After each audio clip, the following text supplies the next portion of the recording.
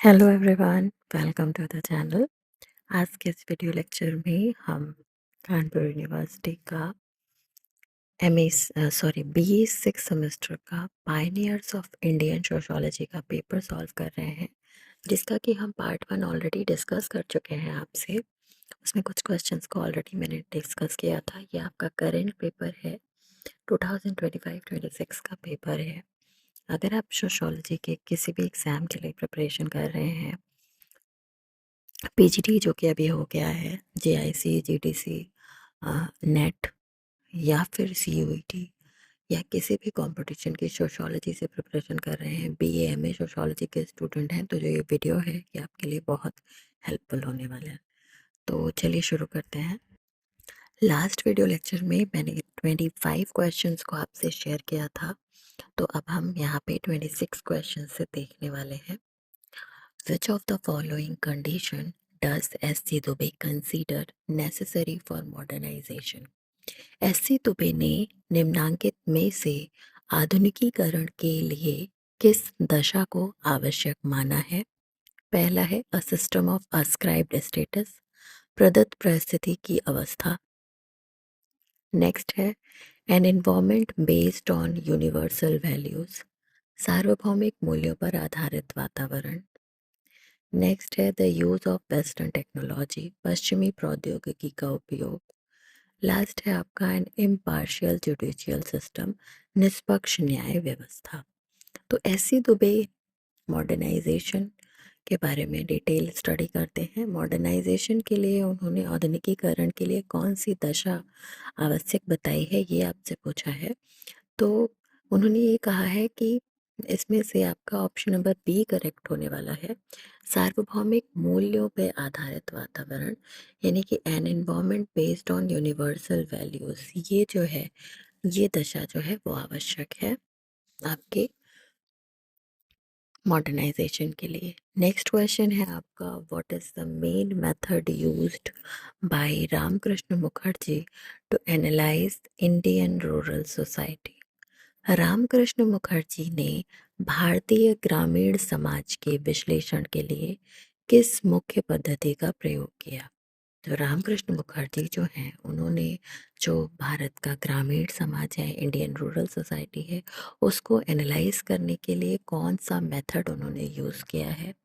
Options हैं आपके, study of religious text, यानी कि धार्मिक ग्रंथों का उन्होंने अध्ययन किया है। हिस्टोरिकल मेथड, यानी कि ऐतिहासिक पद्धति इस्तेमाल की है। नेक्स्ट है आपका स्टैटिस्टिकल एंड डायलेक्टिक मैटरलिज्म, यानी कि सांख्यिकी और द्वंद्वात्मक भौतिकवाद का इस्तेमाल किया है। नेक्स्ट है आपका प्रतीकात्मक अंतःक्रियावाद, यानी कि सिंबॉलिक इंटरेक्शनिज्म। तो जो आपके रामकृष्ण मुखर्जी हैं, ये आपके इंडियन थिंकर हैं।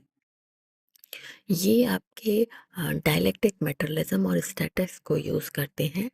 ये आपके मार्क्स के फॉलोवर थे मुखर्जी। तो इनका जो मेथड उन्होंने यूज़ किया है वो सांख्यिकी और द्वंद्वात्मक है, क्योंकि मार्क्स जो हैं वो द्वंद्वात्मक विधि को फॉलो करते हैं। तो ऑप्शन नंबर सी करेक्ट है इसमें। नेक्स्ट क्वेश्चन है आपका, cultural anthropology was introduce to Lucknow university after the arrival of which thinker? किस विचारक के आने के बाद लखनऊ विश्वविद्यालय में सांस्कृतिक मानवशास्त्र की शुरुआत की गई? तो ऑप्शंस हैं आपके, डीएन मजूमदार, ए के सरन, राधा कमल मुखर्जी, और या फिर नन ऑफ दी अबव, यानी कि उपर्युक्त में से कोई नहीं। तो अगर हम एंथ्रोपोलॉजी की बात करते हैं, कल्चरल एंथ्रोपोलॉजी की, तो कौन सा ऐसा थिंकर है जो एंथ्रोपोलॉजी से जुड़ा हुआ है? तो ऑप्शन अगर आप देखेंगे तो आप समझ पाएंगे। आपने डीएन मजूमदार को पढ़ा है, तो डीएन मजूमदार जो आपके थिंकर हैं, ये आपके एंथ्रोपोलॉजी, कल्चरल एंथ्रोपोलॉजी से जुड़े हुए थे। तो लखनऊ यूनिवर्सिटी में जब ये आए, तब वहाँ पर शुरुआत की गई कल्चरल एंथ्रोपोलॉजी की, यानी कि सांस्कृतिक मानवशास्त्र की। अगर आप इनका डिटेल लेक्चर देखना चाहते हैं तो आप चैनल पर जा सकते हैं। पायनियर्स ऑफ इंडियन सोशोलॉजी से आपको प्लेलिस्ट मिल जाएगी, वहाँ पे आपको ये सारे थिंकर मिल जाएंगे। डिटेल में पढ़ने के लिए वहाँ पे आपको बुक्स मिल जाएंगे, और वन लाइनर फॉर्म में उनके कुछ क्वेश्चंस इंपॉर्टेंट आपको मिल जाएंगे, वहाँ से आप पढ़ सकते हैं। और उस पर्टिकुलर जो भी आपका थिंकर है उसे समझ सकते हैं। जीएस कुरिय से ये सीरीज़ स्टार्ट होती है और उसके अलावा इसमें आपके राधा कमल मुखर्जी, एमएन श्रीनिवास, एससी दुबे, ये सारे थिंकर उसमें कवर किए गए हैं, तो आप देख सकते हैं। नेक्स्ट क्वेश्चन है, in what year was GS Ghurye's first work publish? GS Ghurye की जो पहली कृति थी वो किस वर्ष प्रकाशित हुई थी, ये आपसे पूछा है। ऑप्शन है आपके 1932, 1950, 1960 और 1800। तो 1800 तो होगा ही नहीं, ये आउट ऑफ द कंटेक्स्ट है, क्योंकि उनका जो बर्थ है वो 1800 के टाइम पे हुआ नहीं था, तो ये ऑप्शन तो कैंसिल हो जाएगा। इसके बाद आता है आपका 32, 50 और 60। इन्हें अगर आप देखेंगे तो इनकी जो बुक थी caste and race in India वो 1932 के अराउंड थी। आप इनका डिटेल लेक्चर देख सकते हैं, चैनल पे आपको मिल जाएगा, वहाँ पे आप देखिएगा, आपको पब्लिकेशन ईयर के साथ बुक्स जो है वो मिल जाएंगी। उसके अलावा आप गूगल करके भी देख सकते हैं, 1932 में इनकी फर्स्ट बुक पब्लिश हुई थी। नेक्स्ट है आपका, which sociologist advised DP Mukherjee to come to Lucknow university? किस समाजशास्त्री ने डीपी मुखर्जी को लखनऊ विश्वविद्यालय में आने की सलाह दी थी? ऑप्शंस हैं आपके, आर के मुखर्जी, ए के सरन, शैन घोष और ब्रजेंद्र नाथ सील। तो आप जानते हैं, अगर आपने थोड़ा भी पढ़ा है तो आपको पता होगा कि जो राधा कृष्ण कमल मुखर्जी थे, आर के मुखर्जी थे, यहाँ जब ये लखनऊ यूनिवर्सिटी में आए तो वहाँ पे सोशोलॉजी स्टार्ट हुई थी। तो उन्होंने ही, जो आपके डीपी मुखर्जी थे, उन्हें इनकरेज किया था, उन्हें सलाह दिया था, उन्हें बुलाया था डीपी मुखर्जी को, कहाँ पर, लखनऊ यूनिवर्सिटी में उन्हें एडवाइस किया था आने के लिए। तो option number C, A correct होगा इसमें। नेक्स्ट क्वेश्चन है, which of the following characteristics is associated with folk culture? निम्नांकित में से लोक संस्कृति का संबंध किस विशेषता से है? ऑप्शंस हैं आपके, बौद्धिक तथा नैतिक जीवन यानी कि intellectual and moral life, universal tradition यानी कि सार्वभौमिक परंपराएं, लोकल फॉर्म्स यानी कि स्थानीय स्वरूप, लास्ट है आपका the primacy of human values यानी कि मानवीय मूल्यों की प्रधानता। इसमें आपका लोक संस्कृति यानी कि जो फोक कल्चर है, उससे कौन सी जो कैरेक्टरिस्टिक है वो एसोसिएटेड होगी? तो आपका लोकल फॉर्म, जो भी आपका फोक कल्चर होता है वो पर्टिकुलर किसी न किसी स्थान से जुड़ा हुआ होता है, फोक कल्चर। तो स्थानीय स्वरूप जो है ये इसकी विशेषता है। ऑप्शन नंबर सी करेक्ट है इसमें। नेक्स्ट है आपका, which one of the following thinkers analysed India's economic development on the basis of Indian tradition? निम्नांकित में से किस विचारक ने भारत के आर्थिक विकास को भारतीय परंपरा के आधार पर विश्लेषित किया है? ऑप्शंस हैं आपके, टीपी मुखर्जी, राधा कमल मुखर्जी, महात्मा गांधी और डॉक्टर भगवान दास। तो कौन से ऐसे विचारक थे जिन्होंने आर्थिक विकास को भारतीय परंपरा के आधार पर विश्लेषित किया है? तो जहाँ पर इंडियन ट्रेडिशन और इकोनॉमिक डेवलपमेंट की बात आती है तो हम डीपी मुखर्जी के साथ जाएंगे। इसमें ऑप्शन नंबर आपका ए करेक्ट होगा। नेक्स्ट क्वेश्चन है, according to Mukherjee in Bengal's rural society the jotedar fell into which categories?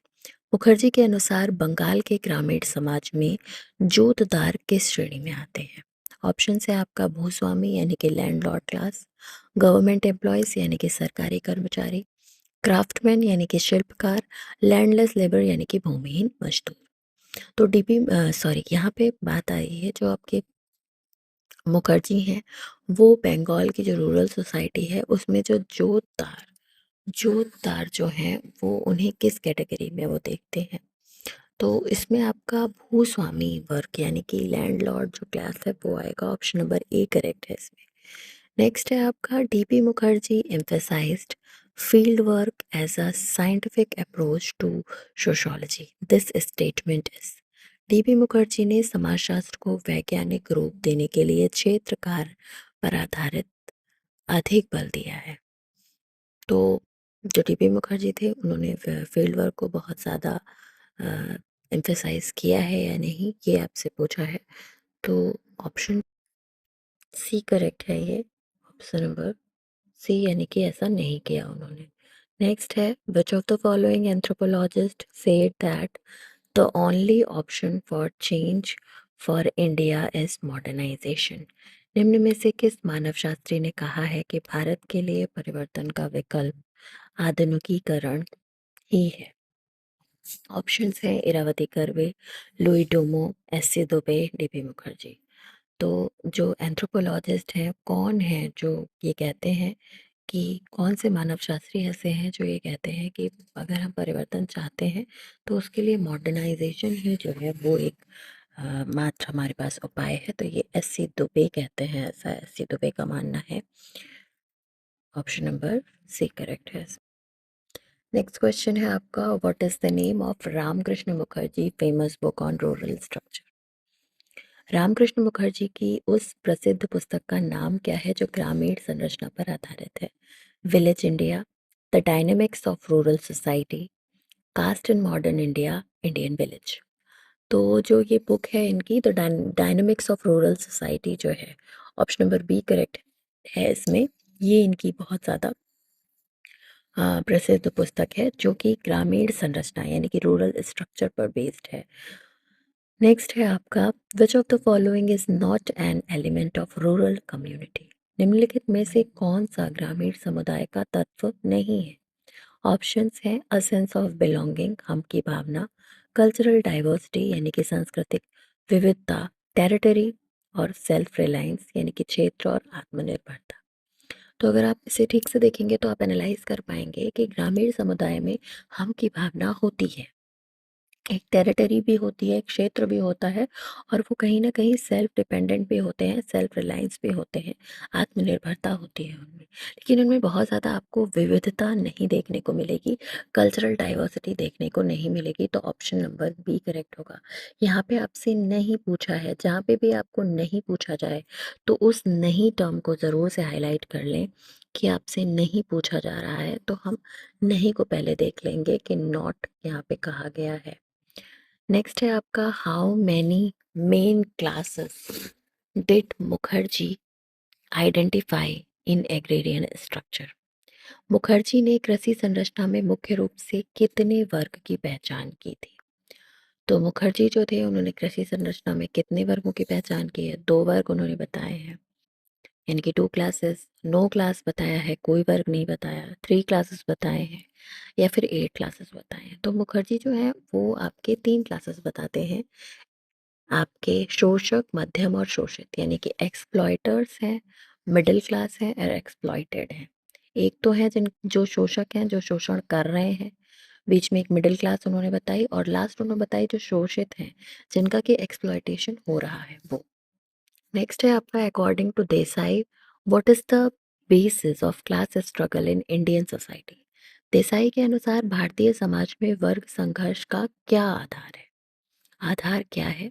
Options हैं द कास्ट सिस्टम यानी कि जाति व्यवस्था, the means of production and property relation यानी कि उत्पादन के साधन और संपत्ति के संबंध, लिंग्विस्टिक डिफरेंसेस यानी कि भाषाई विभिन्नता, और रिलीजियस फंडामेंटलिज्म यानी कि धार्मिक कंठरपंथ। तो देसाई जो है, ए आर देसाई, आपके इनका भी डिटेल लेक्चर आपको चैनल में मिल जाएगा। वो आपके भारतीय समाज में वर्ग संघर्ष का क्या आधार बताते हैं? तो वो इसमें ऑप्शन नंबर बी करेक्ट है। वो मीन्स ऑफ प्रोडक्शन और प्रॉपर्टी रिलेशन की बात करते हैं, उत्पादन के साधन और संपत्ति के संबंध जो है आपके, उनके बारे में ये बताते हैं, उत्पादन के साधन और संपत्ति के संबंध बताते हैं। नेक्स्ट है आपका, which one of the following statement is true about DP. Mukherjee? DP. Mukherjee के बारे में कौन सा कथन जो है वो सत्य है, ये पूछा जा रहा है यहाँ पे। ऑप्शंस है आपके, भारतीय संस्कृति तथा परंपराओं का अध्ययन मार्क्स के द्वंद्ववाद पर आधारित होना चाहिए, अ study of Indian culture and tradition should be based on marks dialectics. Next है, समाजशास्त्रीय निष्कर्षों के लिए आनुभाविक पद्धति का उपयोग आवश्यक है, the use of empirical methods is essential for sociological conclusions. समाजशास्त्रीय निष्कर्षों के लिए आनुभाविक पद्धति का उपयोग आवश्यक है। Sociology is the study of social structure, समाजशास्त्र सामाजिक संरचना का अध्ययन है। लास्ट है आपका, sociology must be developed based on western theories, समाजशास्त्र को पश्चिम सिद्धांतों के आधार पर विकसित करना आवश्यक है। तो इसमें आपका ऑप्शन नंबर ए करेक्ट है। अगर आप डीपी मुखर्जी को पढ़ते हैं तो आप जानते हैं कि वो डायलेक्टिक थिंकर में आते हैं, वो मार्क्स के फॉलोअर थे वो। तो उनका मेनली ये कहना था कि भारतीय जो भी संस्कृति है, जो परंपरा है, उसका अध्ययन मार्क्स के द्वंद्ववाद पर ही आधारित होना चाहिए। इसमें ऑप्शन नंबर ए करेक्ट होगा। नेक्स्ट है, into how many stages does A R Desai divide the development of Indian nationalism. A R Desai ने भारतीय राष्ट्रवाद को के विकास को कितने चरणों में विभाजित किया है? तो जो ए आर देसाई हैं वो इंडिया का जो नेशनलिज्म है उसके डेवलपमेंट को कितने स्टेजेस में बताते हैं? 5 चरण, 5 stages, 6 stages, 3 stages and 4 stages. 5, 6, 3 या 4 चरण। तो इसमें ऑप्शन नंबर ए करेक्ट है। नेक्स्ट है आपका, DP Mukherjee considered which one of the following condition to be the main cause of modern changes in Indian culture. DP Mukherjee ने निम्नांकित में से किस एक दशा को भारतीय संस्कृति में होने वाले आधुनिक परिवर्तन का मुख्य कारण माना? तो डीपी मुखर्जी ने निम्नांकित में से किस एक दशा को भारतीय संस्कृति में जो भी आधुनिक परिवर्तन हो रहे हैं उसका जो मेन कॉज है, यानी कि जो मुख्य कारण है, उसे किसे माना है? The national independence movement, secularism, urbanisation या वेस्टर्नाइजेशन। जो राष्ट्रीय स्वतंत्रता आंदोलन है, धर्मनिरपेक्षतावाद है, नगरीकरण है या पश्चिमीकरण है। तो वेस्टर्नाइजेशन जो है उसे वो मॉडर्न जो इंडियन कल्चर है उसका इफेक्ट ज़्यादा मानते हैं, वही मुख्य कारण है। तो ऑप्शन नंबर डी करेक्ट है इसमें। नेक्स्ट है आपका, in the context of Srinivas which one of the following is not related to dominant caste. Srinivas के संदर्भ में निम्नांकित में से कौन सा एक आधार प्रभु जाति से संबंधित नहीं है? ऑप्शन है लैंड ओनरशिप, भू स्वामित्व, न्यूमेरिकल स्ट्रेंथ, संख्या शक्ति, नगरीय प्रवास में वृद्धि और पॉलिटिकल इन्फ्लुएंस यानी कि राजनीतिक प्रभाव। तो अगर आप देखेंगे तो जो भी प्रभु जाति है, M N Srinivas dominant caste का कंसेप्ट देते हैं। उनका ये कहना था कि जो एक जाति है जो डोमिनेंट है, जो संख्या में भी ज़्यादा है, जिसकी न्यूमेरिकल स्ट्रेंथ ज़्यादा है, जिसका पॉलिटिकल इन्फ्लुएंस है और लैंड ओनरशिप भी उनके पास है, कहीं न कहीं वो एक तरह से मजबूत जाति जो एक जगह पे होती है, वो आपकी डोमिनेंट कास्ट है, उसे प्रभु जाति उन्होंने कहा। तो इसमें जो कौन-सा संबंधित नहीं है आपसे पूछा है, तो इंक्रीज़ इन अर्बन माइग्रेशन जो है ये आउट ऑफ द कंटेक्स्ट है, ये नगरीय प्रवास में वृद्धि ऐसा नहीं होगा। ऑप्शन नंबर सी करेक्ट है इसमें। नेक्स्ट है, identify one of the following that reflects the interaction between rural and urban areas. निम्नलिखित में से उस एक को चिन्हित करें जो ग्रामीण एवं नगर दोनों के पारस्परिक प्रभाव को व्यक्त करता है। ऑप्शन हैं आपके, urbanisation, inland slum, rural urban continuum, नगरीकरण, अंतर्देशीय मलिन बस्ती, ग्रामीण नगरीय सातत्य। तो जो इंटरेक्शन दिखा रहा है रूरल और अर्बन एरिया में, तो अगर केवल अर्बनाइजेशन की बात करें तो वो इंटरेक्शन नहीं दिखा रहा है। अंतर्देशीय में भी ऐसा, मलिन बस्ती, ये सब में कोई ऐसा नहीं है ऑप्शन। तो अगर आप इसे थोड़ा देखेंगे तो जो भी ग्रामीण और नगर दोनों के पारंपरिक प्रभाव को जो बता रहा है वो ग्रामीण नगरीय सातत्य है, यानी कि जो रूरल अर्बन कंटिन्यूम है वो बता रहा है। तो ऑप्शन नंबर डी कनेक्ट है इसमें। नेक्स्ट है आपका, which phase of Indian nationalism does Desai consider the belonging of mass nationalism. Desai ने भारतीय राष्ट्रवाद के किस चरण को जन राष्ट्रवाद की शुरुआत माना है? ऑप्शन है आपका, फाइनल फेज यानी कि अंतिम चरण, सेकंड फेज द्वितीय चरण, fourth phase the beginning of Gandhian era यानी कि चतुर्थ चरण, गांधीवादी युग की शुरुआत, और प्रथम चरण यानी कि फर्स्ट फेज। तो जो देसाई हैं वो इंडियन नेशनलिज्म यानी कि जो भारतीय राष्ट्रवाद है उसको जन राष्ट्रवाद की शुरुआत मानते हैं उसके फोर्थ स्टेज से, जब गांधीयन एरा स्टार्ट हो रहा है। तो ऑप्शन नंबर सी करेक्ट है इसमें। नेक्स्ट है आपका, which of professor Mukherjee's works bears the imprint of comparative method। Professor Mukherjee की किस कृति में तुलनात्मक पद्धति की छाप देखने को मिलती है? तो तुलनात्मक पद्धति की छाप किस में देखने को मिलती है? Foundation of Indian economics, principle of comparative economics, borderlands of economics and regional sociology. तो ये जो आपके प्रोफेसर मुखर्जी हैं, यहाँ पे राधा कमल मुखर्जी आएंगे। तो क्योंकि वो इकोनॉमिक्स की बुक्स भी लिख रहे थे, वो आपके उन्होंने इकोनॉमिक्स में भी इंटरेस्ट दिखाया था और उससे रिलेटेड बुक्स लिखी थी। अगर आप इनका डिटेल लेक्चर देखेंगे तो आप इनकी बुक्स को देख पाएंगे। तो ऑप्शन नंबर सी करेक्ट है। इसमें बॉर्डरलैंड्स ऑफ इकोनॉमिक्स जो है उसमें कंपैरेटिव मेथड जो है वो यूज़ किया गया है, उसमें उसका इफेक्ट दिखाई देता है इस बुक में इनकी। नेक्स्ट है आपका, according to AR Desai, what type of post independence Indian state is this. AR Desai के अनुसार आज़ादी के बाद का भारतीय राज्य किस प्रकार का है। आज़ादी के बाद जो भारतीय राज्य है वो किस तरीके का है। पूंजीवादी राज्य यानी कि कैपिटलिस्टिक स्टेट, वेलफेयर स्टेट यानी कि कल्याणकारी राज्य, सोशलिस्ट स्टेट यानी कि समाजवादी राज्य, कम्युनिस्ट स्टेट यानी कि साम्यवादी राज्य। जो कैपिटलिस्टिक स्टेट यानी कि पूंजीवादी राज्य है वो आपका पोस्ट इंडिपेंडेंस यानी कि आज़ादी के बाद जो है, AR देसाई कहते हैं कि जब आज़ादी हमें मिल गई तो उसके बाद का जो भारत का राज्य था वो कैपिटलिस्टिक यानी कि पूंजीवाद राज्य था। नेक्स्ट है, which of the following books was co authored by doctor Sen Gupta and professor Mukherjee. निम्नलिखित में से किस पुस्तक की रचना डॉक्टर सेन गुप्ता और प्रोफेसर मुखर्जी ने मिलकर की। ऑप्शंस हैं इसमें, रिलीजन सोशियोलॉजी यानी कि क्षेत्रीय समाजशास्त्र, mind in society, theory of mysticism and art, रहस्यवाद का सिद्धांत एवं कला, the social function of art, कला का सामाजिक प्रकार है। तो इसमें माइंड इन सोसाइटी जो बुक है ये आपके मुखर्जी और सेन गुप्ता दोनों ने मिलकर लिखी है, को ऑथर्ड बुक है। तो ऑप्शन नंबर बी करेक्ट है इसमें।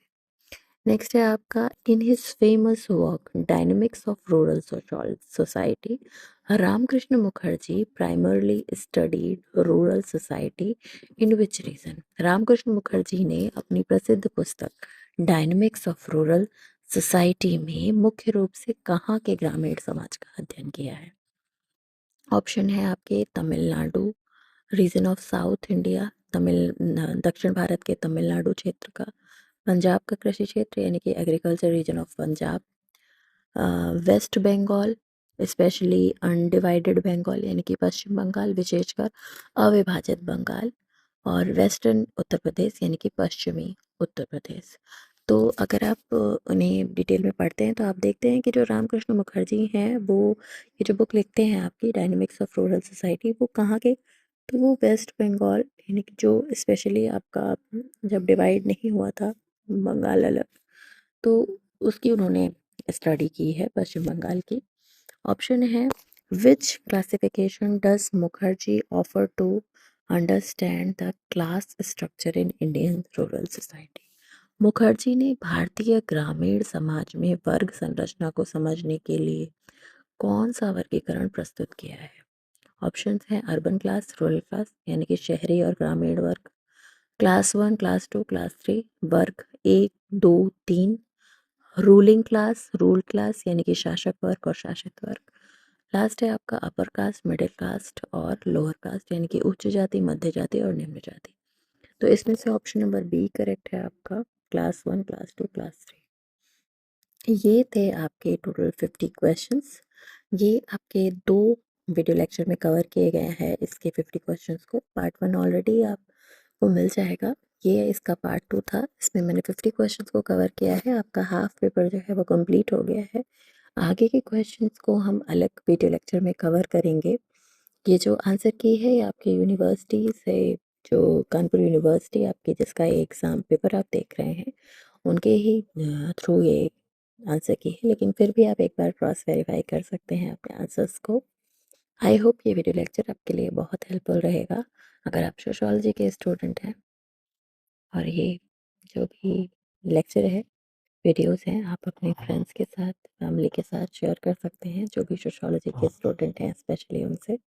और आपको इस चैनल पे और भी सब्जेक्ट के पेपर्स मिल जाएंगे, आप कमेंट बॉक्स में पिन कर सकते हैं आप जिस भी सब्जेक्ट का पेपर चाहते हैं। अगर मेरे पास वो पेपर मेरे पास होगा तो ज़रूर से आपसे शेयर किया जाएगा। Keep learning, keep watching and keep sharing. Video को सब्सक्राइब कीजिएगा ताकि आपको नोटिफिकेशन टाइमली मिलते रहे। Thank you so much.